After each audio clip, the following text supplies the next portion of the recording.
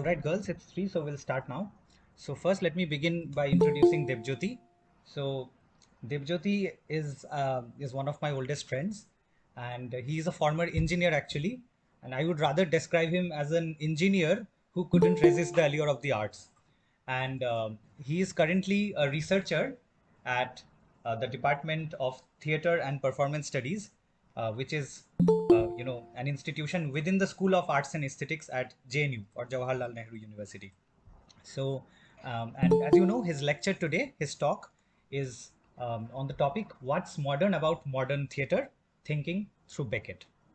So, Debjyoti, you can go ahead and start. Yeah. So am I audible? Yeah, you are. Yeah. So thank you so much, Ritik, and the institution for this invitation. So what I would like to do in this lecture is, the lecture is kind of divided into two parts. The first part is regarding modern theatre, and the second part is how to place Beckett within the framework of something like modern theatre. So as you know that theatre is a form of art which has been existing since a long time. Like the earlier traces of theater can be found in ancient Greece, and even before that, there is not theater but some other forms of ritual which can also be found in India or even in other places also. So that is another part of the discussion, how theater comes from ritual, or the relationship between theater and ritual. But to think about theater, what I think is essential is that it has some relevance, like any form of art, with the given society at that time, or how that society thinks about the world, or a kind of consciousness regarding the world. So obviously how the Greek plays were done in ancient Greece are not similar to the modern plays we have now, or even to something like early modern plays of Shakespeare. There are certain changes that happens in the kind of content itself, and also the form of theater, the kind of setup of the stage. If you consider these to be the specific elements of the theater, the stage or the text, the actors. So what I would like to do first is that, I think to understand modernity first, we need to have a kind of view of what was theater before modernity. Or so I will kind of give you a summary of the ideas of theater in Greece and its relation to the understanding of the world in Greece, to Christianity, and then to the modern period. And then after that, I will try to discuss about Beckett. And I think having cleared this background, or having given this kind of grounding of what we understand by modernity, it will be easier to place Beckett, or to see him in a kind of different light, or not just Beckett as a figure, but Beckett as someone belonging to that period of time, what we understand to be modernity. So, if you consider Western history, Western history can be divided into majorly three periods. Like there are different contentions regarding this, but majorly, if you divide it into larger periods, so the first is what is called the what we understand by antiquity, or the ancients, the kind of Greco-Roman Greece, and after that foundation of Rome. And the second is obviously what we understand by the medieval ages, or the coming up of Christianity.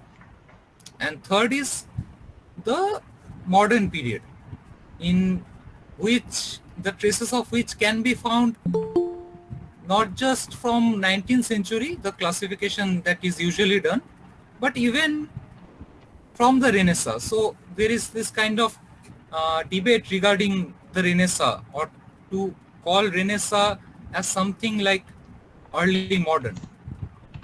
So what we see in Greece is that in their theater, or even in other forms of life, is a kind of domination of what is called mythology. And in the plays itself, you will see the ideas taken up from mythologies of, or the epics of Homer. Like to discuss about this. So in Greece, there is a kind of understanding of world itself as a mythical world. And so in Greece, we do not see any idea of history as we understand it now. History as a kind of linear history, because now our understanding of history is linear, like past, present, future. In Greece, the idea of history was a kind of circular history, just like the seasons we understand now, like summer, winter, autumn, spring. So history was itself understood to be a kind of circular, like there will be kings, there will be fall of kings, then the next king. There is nothing new in it. And another essential part to understand Greek tragedy is that there we have the dominance of something like fate, where I think you people have read Oedipus or have discussed about it. So we see in Oedipus there is this domination of fate, that one cannot escape fate in any way possible. Oedipus tries to not kill his father and not to marry his mother, but it happens finally. Oedipus is kind of bound by fate. But what is interesting in it, that as audiences, as spectators, we already know what is going to happen with Oedipus, because we know it is a tragedy. But Oedipus himself doesn't know that what will happen with him finally. And this is something, this idea of the spectator and the play will come back in Beckett also, where we'll see a different idea of this. So from the Greeks we then find a kind of understanding in Christianity, and this is kind of interesting, because we do not find theater as such in Christian period, because the theaters that are discussed in canons is kind of the Greek tragedies are discussed, and then we go to someone like Shakespeare or Marlowe. But what happens in Christianity is that this idea of history is reimagined, and with Christianity we have this kind of idea of history as history being important, but as the world is something which will go away. And because we have this idea of, to put it very simply, this idea of going to the heavens or life after death in Christianity. So the living in the world itself is a kind of preparation for life after death. So history itself doesn't become important. What one does, like history in the sense history of the world, what becomes important is one's individual deeds, or to live a life of virtue. Because finally there is this idea of judgment day, where everyone will be judged, and that will be the end of the world. So world itself is not important in Christianity. So what happens in Christianity is that theater is used as a kind of pedagogical tool to say that, see, the world is like a theater. The world is full of illusions, just like theater. So we should not go for the illusions, but we should imagine a life after death, a heavenly life. So in this way, kind of theater is used in Christianity, and even other ways in which theater is used is kind of the plays which are called Corpus Christi plays, or the plays which were done, like the plays, the content of the plays would be start would kind of describe the history of Christianity in that sense, like from the fall of Adam to the judgment day. Like we can discuss these things if it's not being clear now later. So this is what happens in Christianity. But what is interesting, or what really challenges this idea of theater is something in early modern or Renaissance period which we see. And this change, this specific change, is something that has to do with not that has to do with something like the field of science, because in science first time in science we get this idea of revolution, because the term revolution itself is very attached to a kind of political revolution, because we hear about the revolution in Russia or the revolution in China or other forms of revolutions, even in India, in other contexts like democratic revolution in the case of Dalits, or in other fields revolutions has been theorized in political field. But the idea of revolution itself comes for the first time in science, where we have this idea of Copernican revolution. And this is something you must have read in school, that earlier Earth was imagined to be the center of the universe. But with Copernicus, he theorizes that Earth is not at the center, but Sun is at the center. So what happens with this revolution is kind of a shattering, it is like a shattering blow to the conceptions man had before it. Because before this, with Christianity, there is this kind of faith in God, like life after death and other things. What happens with this Copernican revolution is that this idea of God itself is challenged, because in Bible we find this, like I'm putting it very simply, like in Bible we find this idea of God making the world with humans in it, as humans at the center of it, making humans in his own image. But with Copernican revolution, this idea of man itself is challenged. So what happens with this idea being challenged is that man, like in Christianity, man found meaning in religion, or man found meaning in something like God, or the man lived because he was supported by God. There was this belief. But what happens with Copernican revolution and this kind of, this is a term that is used, this kind of death of God, the idea that we have is that man has no support anymore, or man has no meaning.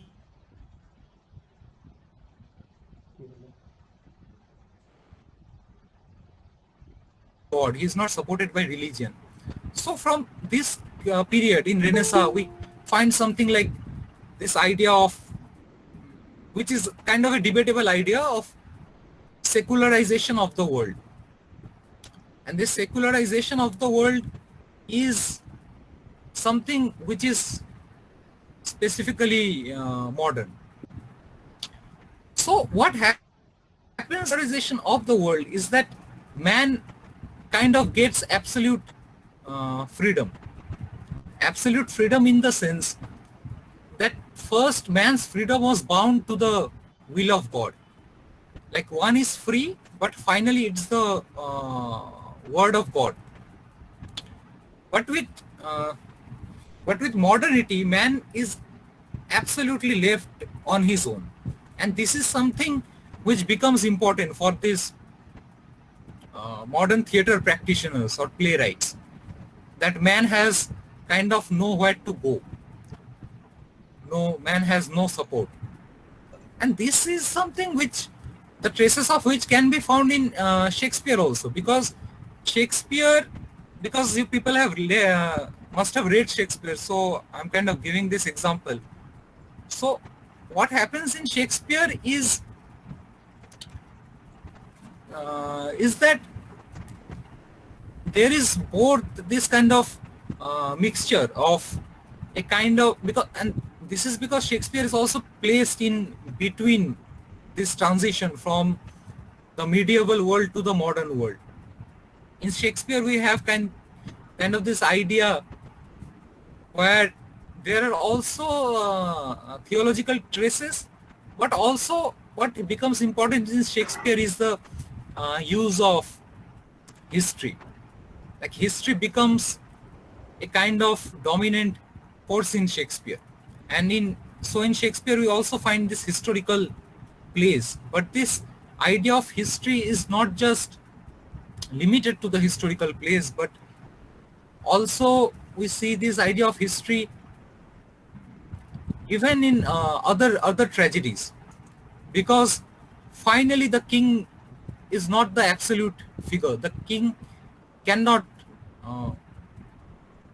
the king is finally crushed down by history, or the ideas of fate do not work in that way.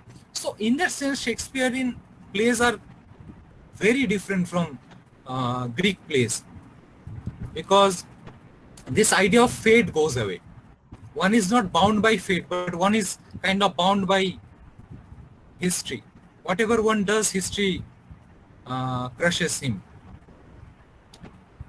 So, but things get even more interesting after Shakespeare, or even after Renaissance, the Baroque comes, and in the 19th century, which is the kind of major focus of today's discussion, with what is specifically called modern theater, and what is specifically modernism.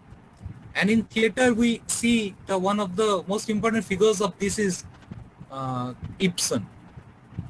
So we'll discuss also a bit about Ibsen to give a kind of reference of how Beckett is different from someone like Ibsen or Brecht. These are like the three kind of great figures of modern theater.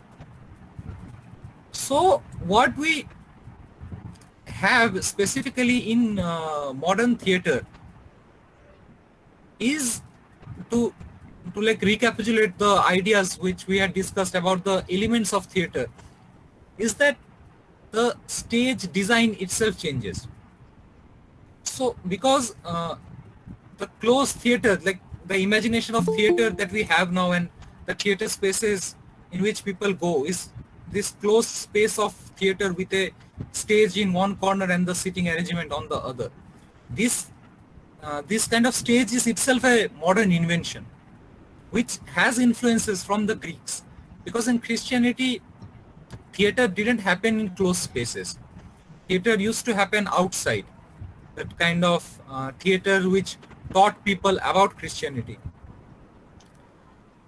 And this is this idea comes from this idea of proscenium stage develops already earlier, like in 15th century we have this idea of theater, because they get sources, the idea of Renaissance itself, where they go back to the Greeks and take up ideas for their own times.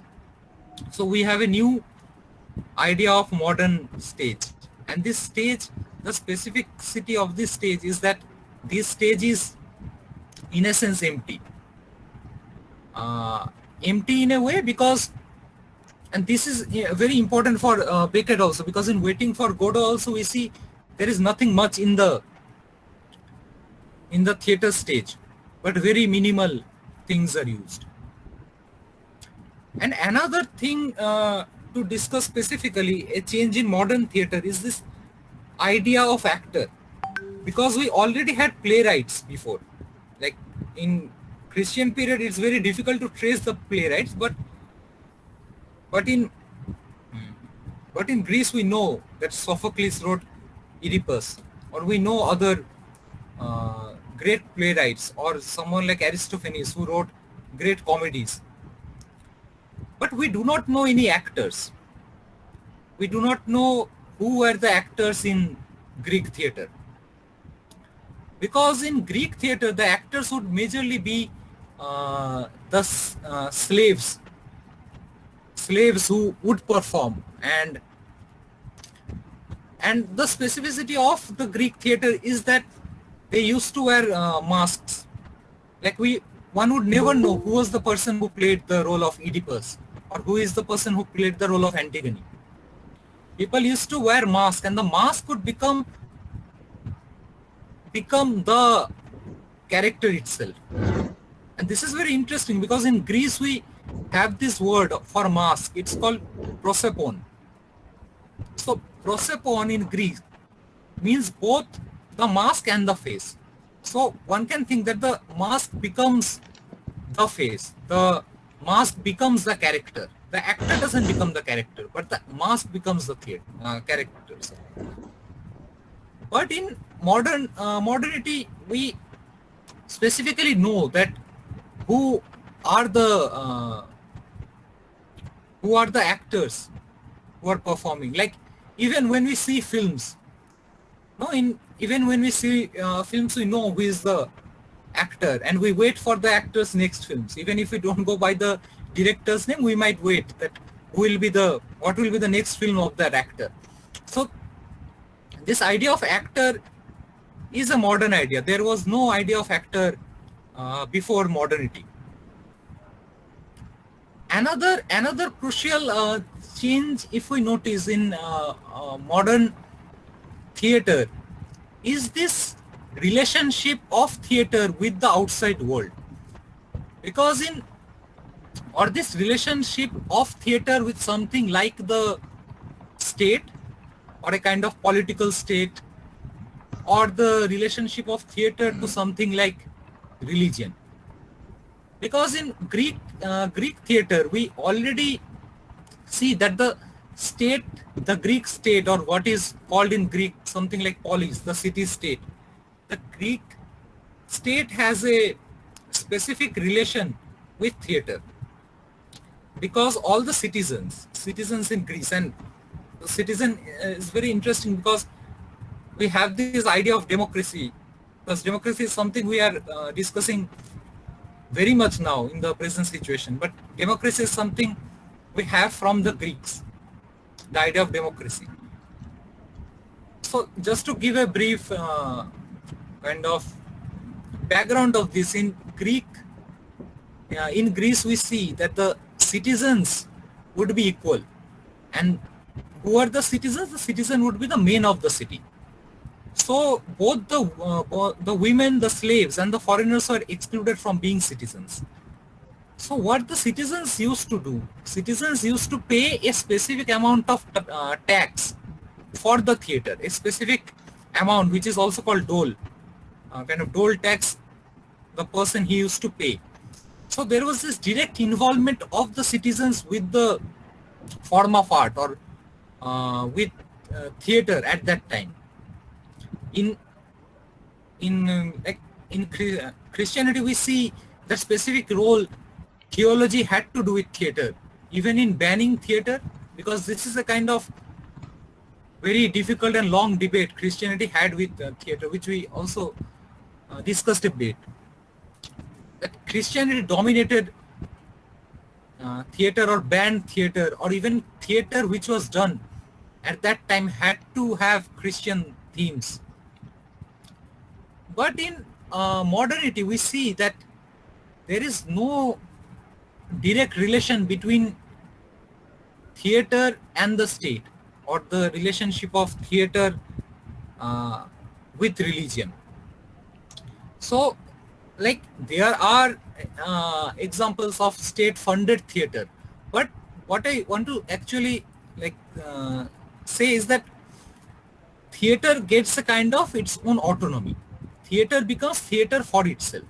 Like in Shakespeare, we see that there are different groups of people who do theater, and either Queen Elizabeth funds them or King James funds them. That is another issue. But there are different groups who do theater, and this is something we also find now.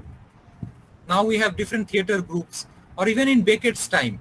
That Beckett, after he wrote Waiting for Godot, it was first performed in Paris independently. Like it was not something which required the states. Like there was some issues regarding the like like the state, in the sense that which also happens in films now, this kind of censoring and all, but uh, there was no direct relationship with the state, to be like very precise, or this direct relationship with religion. So these are like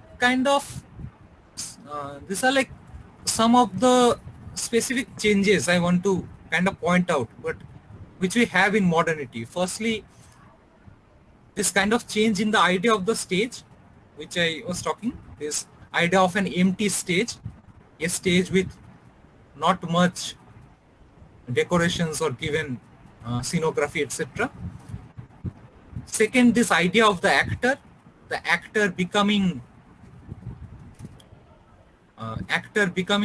someone who is recognized, and and thirdly, this theater becoming an art form of itself, not a kind of relationship with the state or with religion. Another specific thing, what happens with modernity, and like this will kind of take time, but we can take it up in discussion, is that we have this idea of something like theater, and this has to do with theater being a kind of autonomous form of art, that theater becomes conscious of itself. In theater, we find several references of theater, which was not there before. Like to again go back to Shakespeare, one, like I am also kind of mentioning Shakespeare because I think you have read Shakespeare in earlier semesters maybe. Shakespeare is very influential in English literature. So what we have in Shakespeare is the constant references to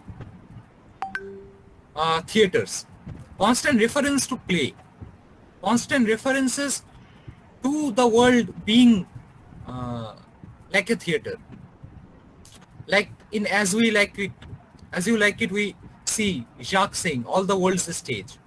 And this happens like in many ways. It happens, many different forms. It happens like in Midsummer Night's Dream also, people take up specific roles at a point of time. In Hamlet, we see there is a kind of theater within a theater, the play within a play, by which he kind of tells the story of his father being killed. Like and even in films like Haider, which is kind of Vishal Bharadwaj's adaptation of Shakespeare, we see in this kind of song. Now all of you must have seen Haider, or this song of Bulbul Bismil, in which he depicts the story of his father being killed. So within theater, we find theater again. And this is a term which is used, like a theater theorist called Lionel Abel, he gave this term called meta theater. Meta theater as in beyond theater, but still like theater. In theater, we have theater. Like a kind of, we have this word metaphysics, like beyond physics, but it's also a kind of to go into but it has to play, it has to do something with physics. So after kind of giving this kind of background of the specific things which happens with modernity, I will finally come to Beckett and specifically his play, Waiting for Godot. I won't go much into the details of the play, like specific parts of the play, but there are some overarching issues to be discussed in a play like Waiting for Godot. Like to give a kind of background about Godot, it was written in 1952 in French first, and was performed in Paris, and later it was performed in London in 1954, and the text itself was translated by Beckett himself. So what this play did for the, like, there was a kind of mixed reaction to this play. Like the audiences were divided. Someone found it to be one of the greatest plays of the century, and some people thought that this doesn't make sense at all. And we have kind of these examples from theater history where there is this famous scene where Vladimir and Estragon, the two main characters in Waiting for Godot, where they say that they want to commit suicide and they are looking for a rope. So one of the funny incidents is that while this play was going on and they were saying that we need a rope, someone from the audience said, just take a rope from me. This play doesn't make any sense. Just die right now. So these are kind of things associated with Waiting for Godot. But another aspect of Waiting for Godot, to go back to theater history, it's kind of fascinating to take an example. Like in 1957, like there is this famous theater practitioner called Herbert Blue. So what Herbert Blue was assigned to do was to go to a prison, and this prison contained like very kind of people who have been accused of serious crimes, the prisoners. And he was said to do a play within this prison. It's called San Quentin. And he thought of doing Waiting for Godot, but he and the actors like the group he was working with, the actors themselves were very skeptical about doing this play because they had this idea that these people won't understand the play. But it is interesting to note, after this play was performed, the audiences, the prisoners, they kind of appreciated the play. What they said, because in prison, they already have this idea of waiting. And the most essential part of Waiting for Godot is not Godot or who is Godot or what is Godot, but this idea of waiting itself. And this is interesting because the prisoners said that we know what waiting is. We have waited all our lives to be freed. Or different people related Godot to something like society, that Godot is society, or Godot may be freedom, or Godot may be punishment. And many people said it's good that Godot doesn't come. If Godot comes, our lives will be ruined. If Godot is something like punishment. So to talk specifically about the theme of Godot, which I also mentioned, is this theme of waiting, and not specifically waiting, not specifically Godot, or this is not much. This is not an much of an interesting question to say for whom are they waiting, for what are they waiting. And this has been kind of dealt with. Many people have discussed about what is Godot. Many people have said that Godot is something like God. And this is interesting, but because in an interview, Samuel Beckett was asked that who is Godot? Is Godot God? Then Samuel Beckett said that if I would have known who is Godot, then I would have written it directly. I would have written a play called Waiting for God, or Waiting for Job, or Waiting for My Lover. But that is not important. The point is this kind of this pure waiting, this experience of pure time, or to say this experience of inaction. So in what happens in Waiting for Godot is that there is no action, people wait.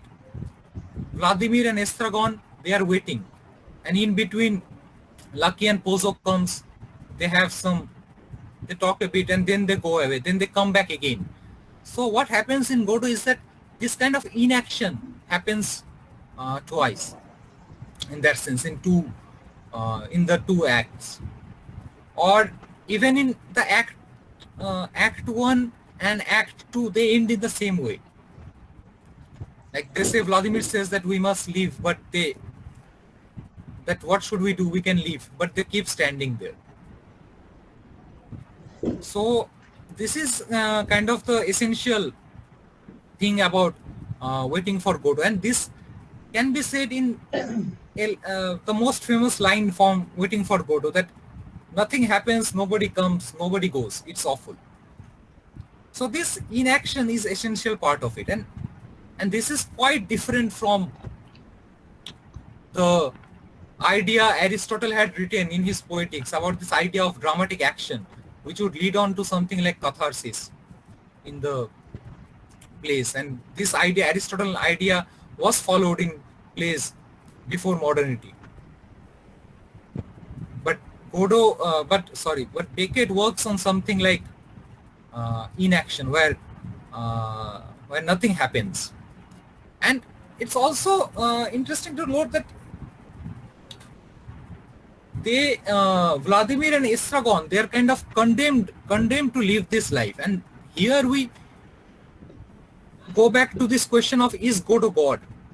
And finally we go back to the question of modernity, that modernity there is no God in modernity. So there is no possibility of redemption. One will not be saved after they die. One has to live in this world. One has to do things in this world where nothing happens. So another another thing which happens with Godot is this important figures, Vladimir and Estragon. Both of them are tramps. Tramps means someone who is homeless or who has nothing, like someone poor, homeless, this kind of figure. Tramps have been very well represented in films of Charlie Chaplin, and we know that Beckett really liked Charlie Chaplin. So we have kind of this another important thing with Godot. We have this introduction of this character of the tramp. If we say that Ibsen kind of brought realism into theater, Ibsen took up characters from the closed interiors or the middle class. Then we find with Beckett, we find the introduction of some characters like the tramp. Some character who does not have any higher position, like in Greek tragedies, the hero used to have this higher position, nor they have this kind of inferior position in which is very essential part of comedy, that only when we are in a higher position can we laugh at someone in a lower position. And hence Waiting for Godot is a tragicomedy, and tragicomedy not in the sense that there is a tragedy and finally there is a comic reconciliation, which we find in somewhat in Shakespeare, but the tragedy and comedy are intertwined, and we have this kind of humor in Godot, a kind of dark humor in Godot, or this use of slapstick comedy and different elements, but where this tragic and comedy come together in a sense.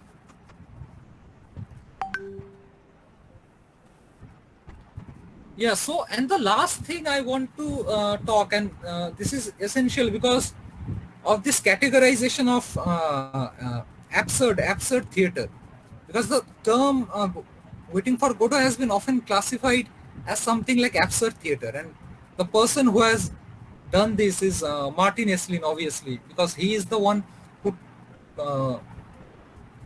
who came up with this term, theater of the absurd, where into this category, he brought a whole range of other theater practitioners from Ionesco, Georges Genet, or even others. But what is essential to note in this is that Godot seems like an absurd play, like in the sense of being absurd in the sense of not making any meaning. But the question to ask is there something like absurd philosophy attached to it? The absurd philosophy which we find with Camus. Obviously, there is this kind of thing about man being condemned to live without any reconciliation. But this is something which has to do with modernity itself and not just with a kind of absurdism or the philosophy of the absurd.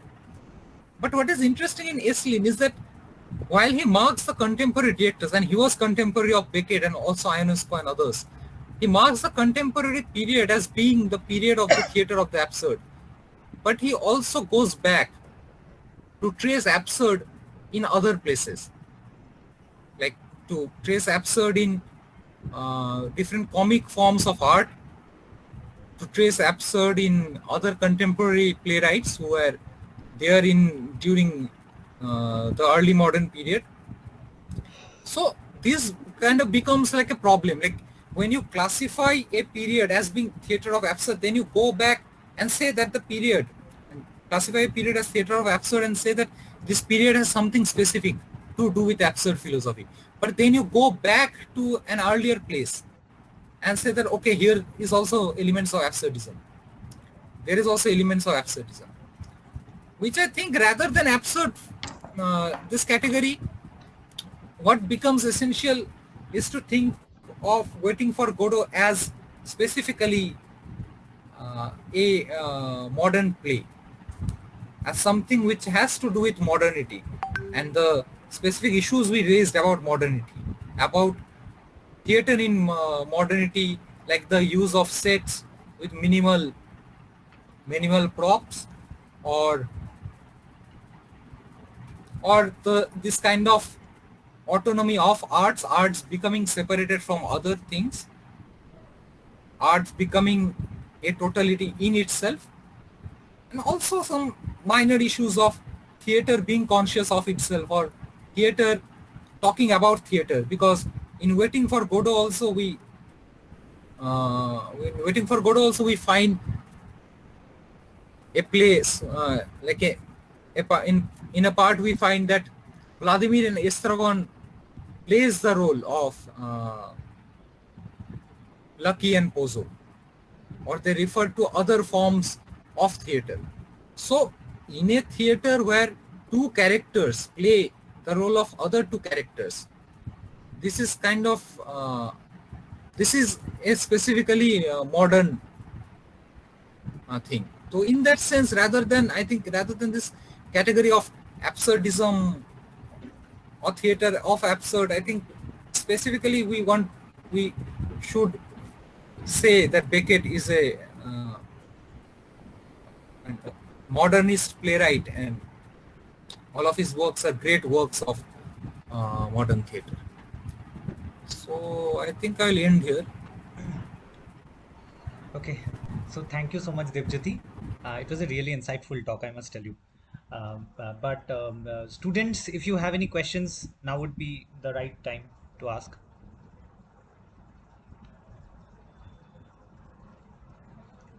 Semester 6, any questions? Devjyoti has touched upon several topics that are relevant to what you are studying in the current semester. So perhaps a question or two. I think the lecture I was have. Yes, Yeah, Anam, yeah. go ahead. Sir, the act of waiting in Waiting for Godot, can it be said that Beckett added this act being very theater conscious, like he wanted to kind of break the fourth wall and rather make the audience wait with Vladimir and Estragon for the main event to happen, which never happens, for them to have a self-realization? Yeah. So like this is a very important question. So I think you're right in this way, because because what you yourself say that Beckett is conscious of theater, and so this is something, and in that sense even the audience waits, and maybe this is the reason that the audience got so angry when Beckett, when Waiting for Godot was placed, because nothing happens. And this waiting is essential because the waiting in that sense is not waiting for anything, but waiting as waiting. Waiting in the sense of pure time, the experience of pure time. Like everyone has waited, like everyone in his or her life has waited for something. But what is it to wait? Just wait.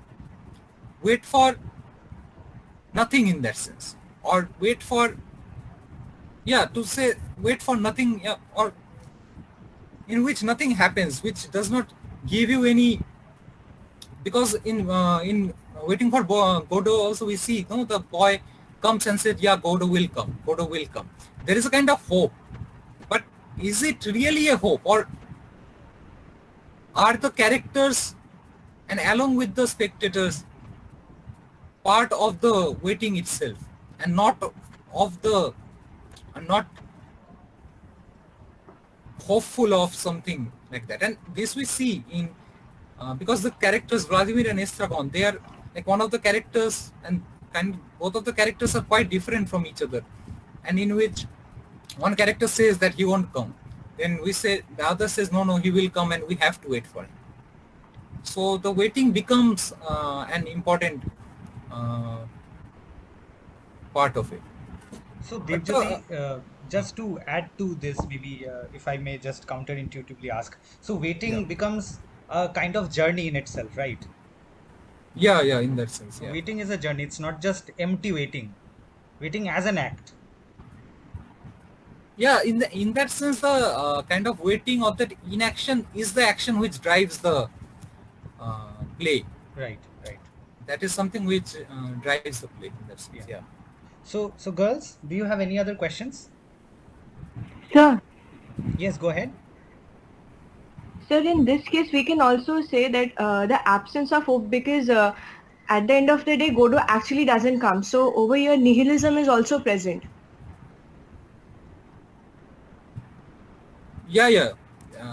This like nihilism is present, and nihilism is something which has also to do with this idea of the death of God, or that in modernity there is no God, because, and so nihilism has also to do with this lack of meaning. And so yeah, obviously that's ideas of nihilism are quite present in the play. Like there is a way of reading the play as being a kind of nihilist play. Any other questions, girls? Sir, I have another question. Yes, go ahead. Yeah. So actually, I wanted to ask that at the end of the play, Vladimir and Estragon, they don't go under any sort of self-realization, and which is seen through the audience's reaction, because audiences are frustrated. So when the audience go back, do they suffer from the self-realization and get frustrated, or because the act of waiting is frustration in itself? Yeah.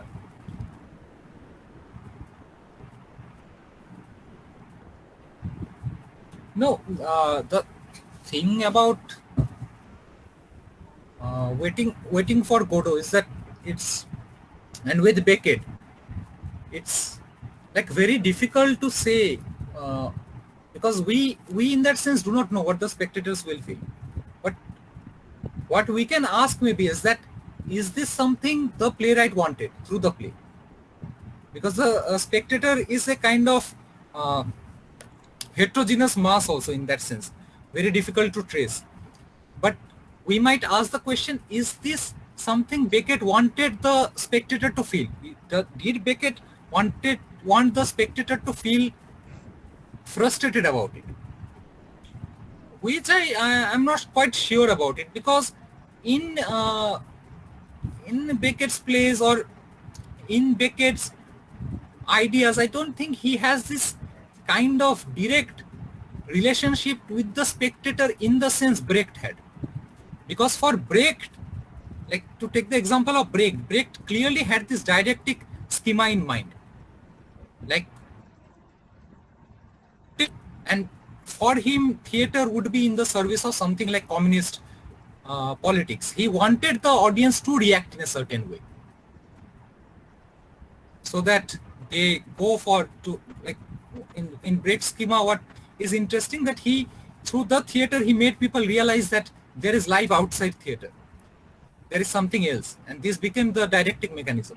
But I don't think in Beckett there is something like a strictly didactic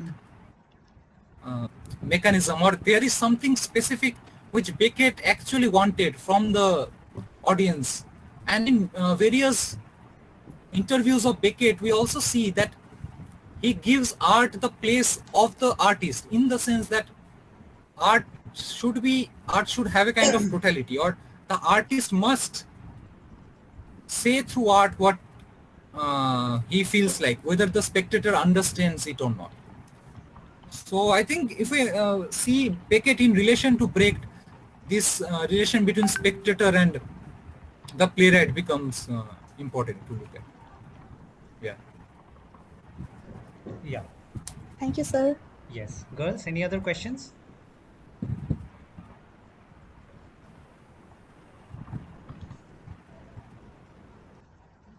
It seems there aren't any questions anymore. So I think the talk, Debjyoti, your talk, I think has successfully brought out the diversity that exists within the modern playwrights. So that is something worth observing. So as we end the final session today, on behalf of the entire English department of Rani Birla Girls College, I would thank you, Debjyoti, for finding the time to prepare and deliver this talk that has made points that are fundamental to an understanding of theater and modernity. I think our students will Thank you. yeah.